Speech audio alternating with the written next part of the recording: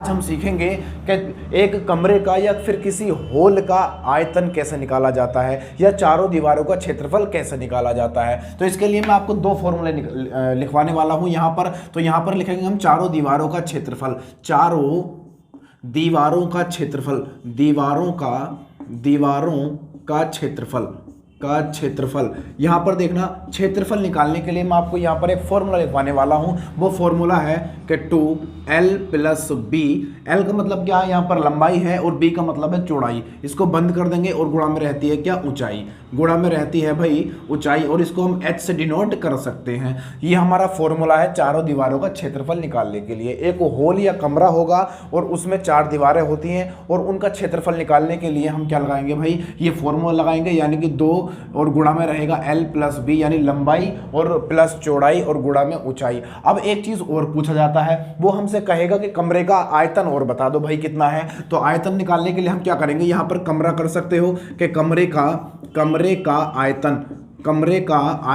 तो आयतन निकालने के लिए हमें क्या करना होगा, एक छोटा सा फॉर्मूला लिखना होगा। वो फॉर्मूला है हमारा लंबाई गुणा चौड़ाई और गुणा ऊंचाई। ऊंचाई को मैंने h से डिनोट किया है, तो यहाँ पर कर सकते हैं l × b × h कर सकते हैं। बस ये 2 फॉर्मूले हमें याद रखने होंगे, बस छोटे से फॉर्मूले हैं, और हम बड़ी आराम से यहाँ से क्या निकाल सकते हैं, क्षेत्रफल निकाल सकते हैं चारों दीवारों का, और आयतन निकाल सकते हैं कमरे का। ये 2 फॉर्मूले आप नोट डाउन कर लो, और फिर हम सवाल करवाने वाला हूँ। आपके सामने आने वाला है सवाल, तो देखना ये सवाल आपके सामने आ गया होगा। सवाल में कहा गया है कि एक होल 15 मीटर लंबा 12 मीटर चौड़ा है। यदि उस होल के फर्श तथा छत के क्षेत्रफलों का योग उसकी चारों दीवारों के क्षेत्रफलों के बराबर हो, तो उस होल का आयतन कितने घन मीटर होगा। तो यहाँ पर देखना, ये जो सवाल है ये इस तरीके का है कि इसमें हमारा इस चारों दीवारों का जो क्षेत्रफल है इसका भी यूज हो जाएगा, और हमारे कमरे का जो आयतन है ये भी, यानी दोनों फॉर्मूले का इस सवाल में यूज हो जाएगा, एक बार में खत्म हो जाएगा। तो देखना, जो इसको जरूरत है वो इसको उतार लेना, जिसको जरूरत नहीं है, जिनको आता है वो मत उतारना। देखना ये मैंने मिटा दिया है यहाँ पर, और ये सवाल में जो कहा गया है हम वो करना शुरू करते हैं। देखना, हमसे पूछा गया है कि होल का आयतन हमसे पूछा गया है, तो वो कह रहा है 15 मीटर लंबा एक होल है। मैं यहाँ पर एक होल बना देता हूँ इस तरीके से। ये एक 15 मीटर लंबा एक होल मैंने बना दिया। ये क्या हो गया, 15 मीटर लंबा हो चुका है, और 12 मीटर चौड़ा है। कितना है भाई, 12 मीटर चौड़ा है, ये 12 मीटर चौड़ा। अब देखना, ये आयत की तरह बन चुका है। अगर ये 15 है तो ये भी कितना होगा भाई, 15 हो जाएगा, यहाँ से यहाँ तक 15। अगर ये 12 है तो ये भी क्या हो जाएगा, 12 हो जाएगा। देखना, हो गया 12। अब वो कह रहा आयतन बताओ हमें इसका आयतन। तो देखना, आयतन पूछा है, तो आयतन निकालने के लिए हमें क्या चीज़ चाहिए वो लिख लेते हैं। आयतन बराबर होता है l × b, और गुणा क्या होता है भाई, h होता है। तो यहाँ पर देखना, l हमारे पास है 15 मीटर, b भी हमारे पास है, यानी कि चौड़ाई 12 मीटर, h हमारे पास नहीं है, तो h हम यहाँ से निकाल लेंगे। h कैसे निकालेंगे, तो यहाँ पर देखना, उसने कहा है सवाल में कि यदि होल के फर्श तथा छत के क्षेत्रफलों का योग। अब देखना, ये होल है, होल का जो फर्श होगा उसका क्षेत्रफल क्या होगा, उसका क्षेत्रफल होगा लंबाई गुणा चौड़ाई। तो यहाँ पर देखना, मैं लिख सकता हूँ फर्श का क्षेत्रफल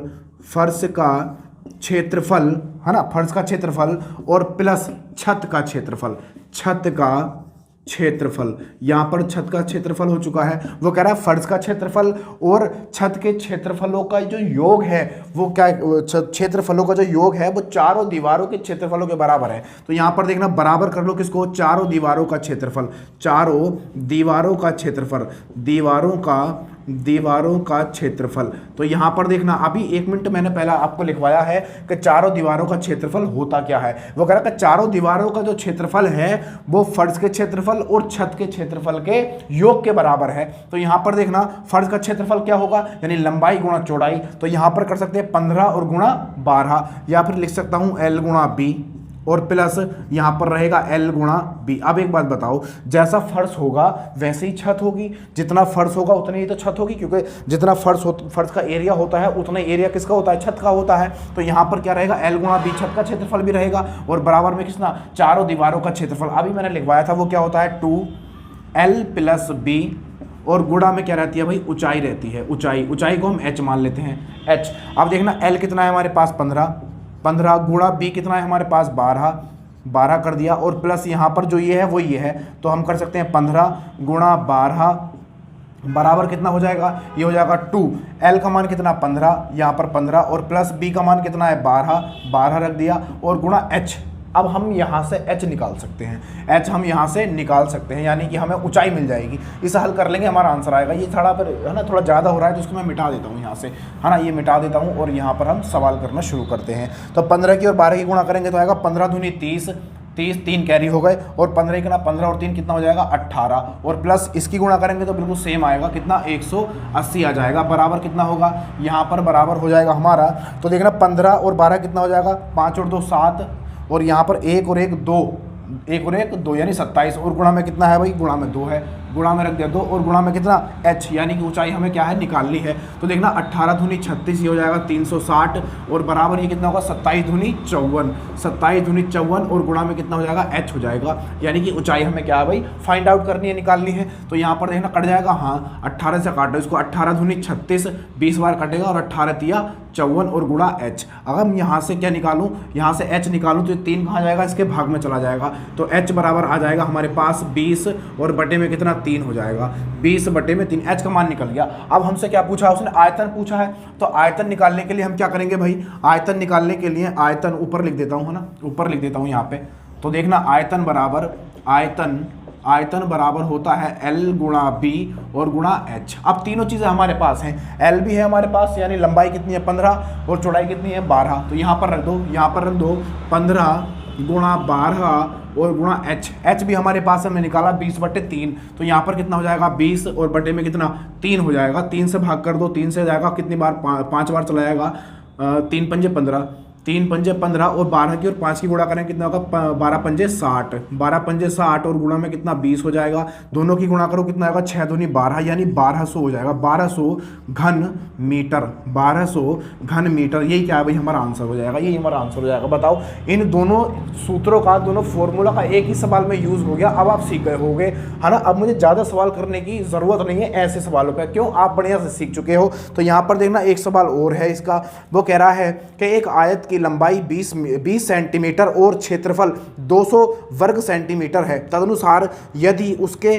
केवल लंबाई बढ़ाकर मूल क्षेत्रफल में एक सही 1/5 गुनी वृद्धि कर दी जाए तो इस प्रकार निर्मित आयत का परिमाप कितने मीटर हो जाएगा। इस प्रकार निर्मित आयत का परिमाप, ये मैं मिटा देता हूँ, आप सीख चुके होंगे बढ़िया से, तो ये मैंने मिटा दिया है। यहाँ से सवाल बनाना शुरू कर दो, आपके सामने आ गया होगा। थोड़ी सी प्रैक्टिस कराता हूँ, बस 1-2 सवाल लेके आपको, और आपका काम हो जाता है, क्योंकि आपको सिर्फ सीखना है, आपको सीखना है, और सिखाने के लिए मैं यहाँ पर खड़ा हूँ, सिखाने के लिए खड़ा हूँ। अगर आप चैनल पर नए हो और वीडियो आपको किसी के माध्यम से मिली है या फिर यूट्यूब ने आपको दी है, तो आप तुरंत इसको सब्सक्राइब कर लेना, फिर ये खो जाती है, मिल नहीं पाती।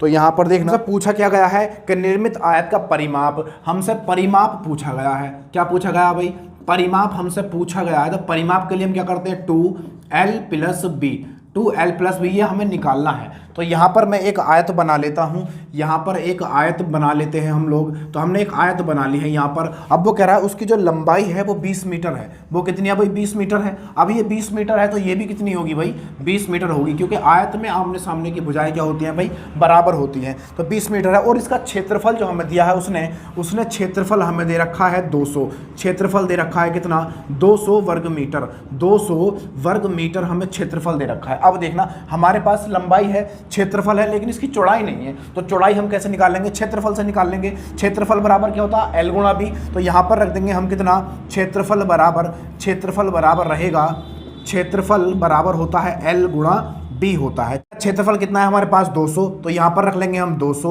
और बराबर L कितना है हमारे पास 20, यानी लंबाई कितनी है 20, और गुणा में B, 20 से इसको काटेंगे, 200 को कितनी बार कटेगा, 10 बार कट जाएगा, यानी B बराबर हमारे पास कितना आ जाएगा, 10 आ जाएगा। यानी कि आ चुका है हमारा, चौड़ाई आ चुकी है, तो ये रहेगी हमारी 10। अगर ये 10 है तो ये भी कितनी होगी भाई, 10 होगी। अब वो हमसे कह रहा है कि यदि उसकी केवल लंबाई बढ़ाकर उसके मूल क्षेत्रफल में एक सही 1/5 गुनी वृद्धि कर जाए। उसकी लंबाई को बढ़ाया, केवल इसकी लंबाई को केवल बढ़ाया गया है, तो इसकी हम लंबाई बढ़ा देते हैं थोड़ी सी। तो देखना इसकी लंबाई मैंने थोड़ी सी बढ़ा दी है। पहले लंबाई कितनी थी उसकी 20, अब हो चुकी है उसकी L और बढ़ा दो इसमें। हमें नहीं पता कितनी बड़ी है, हमने L मान ली कि पहले 20 थी, अब कितनी हो गई 20 प्लस L हो गई है। अब देखना उसने लंबाई बढ़ाई है ना, चौड़ाई तो अब भी 10 ही है, तो ये कितना रहेगी, ये भी 10 रहेगी और ये भी क्या रहेगी भाई 10 रहेगी। ये कितनी रहेगी 20 प्लस L रहेगी, ये यहाँ से यहाँ तक, है ना। अब वो कह रहा है उसके मूल क्षेत्रफल में, मूल क्षेत्रफल कौन सा था उसका मूल क्षेत्रफल था ये 200। अब वो कह रहा है उसके मूल क्षेत्रफल में एक सही 1/5 गुनी वृद्धि कर दी जाए, वृद्धि हो जाएगी। अब देखना क्षेत्रफल बराबर क्या होता है, क्षेत्रफल बराबर होता है L गुणा B होता है। क्षेत्रफल पहले से कितना बढ़ चुका है, एक सही 1/5 गुना बढ़ चुका है मूल क्षेत्रफल का। मूल क्षेत्रफल कितना है हमारे पास 200 गुणा एक सही 1/5 को हम क्या लिख सकते हैं, 5 गुना 5 और एक 6/5 लिख सकते हैं, यानी 6/5 हो जाएगा। लेकिन कब, जब इसने लंबाई को बढ़ाया। लंबाई कितनी है, लंबाई हमारे पास 20 और प्लस L, 20 प्लस L और गुणा B कितनी है हमारे पास, यानी चौड़ाई 10 है यहाँ पर। बस इसे हल कर लो, हमारा आंसर आ जाएगा। तो यहाँ पर कितना हो जाएगा, 5 से इसको डिवाइड कर दो, 5 चौक 20, ये होगा 40, 0 ये वाला, तो ये होगा 40 और 6 ये 6 चौक 24, तो ये हो जाएगा 240 बराबर, 240 बराबर, देखो 10 की गुणा मैं अंदर कर रहा हूँ, अगर 10 की गुणा 20 में करूँगा तो ये हो जाएगा कितना 200, ये हो जाएगा 200 और प्लस यहाँ पर 10 की गुणा L में करूँगा तो ये हो जाएगा 10L हो जाएगा। तो ये 200 है और ये कितना 240, इधर आएगा माइनस में, तो ये बचेगा यहाँ पर 240 में 200 जाएगा तो 40 बच जाएगा। यहाँ पर 40 बराबर कितना, 40 बराबर हो जाएगा 10L, 0 से 0 कट जाएगा, L बराबर कितना आएगा, L बराबर आ जाएगा 4, L बराबर 4 आ चुका है। अब देखना यहाँ पर कितना था, ये 20 था, ये 20 ये और L का मान कितना 4, तो ये कितना हो जाएगा 20 4 24 हो जाएगा, ये कितना होगा 24, यानी कि अब जो उसकी लंबाई है वो कितनी है भाई 24 है और चौड़ाई कितनी है इसकी 10 है। तो हमसे क्या पूछा है उसने पूछा था हमसे परिमाप, और परिमाप हम कैसे निकालते हैं, परिमाप बराबर होता है L 2 और L प्लस B होता है, बस यहाँ पर रख दो 2। अब देखना L कितना है हमारे पास, L है हमारे पास 24, तो यहाँ पर रख देंगे हम 24 प्लस B कितना है हमारे पास 10, यहाँ पर रख देंगे हम 10, तो यहाँ पर हो जाएगा 2 गुणा 24 और 10 कितना हो जाएगा 34, दोनों की गुणा करेंगे तो यहाँ पर हो जाएगा 2 चौक 8 और 2 तिया 6, यानी कितना हो जाएगा 68।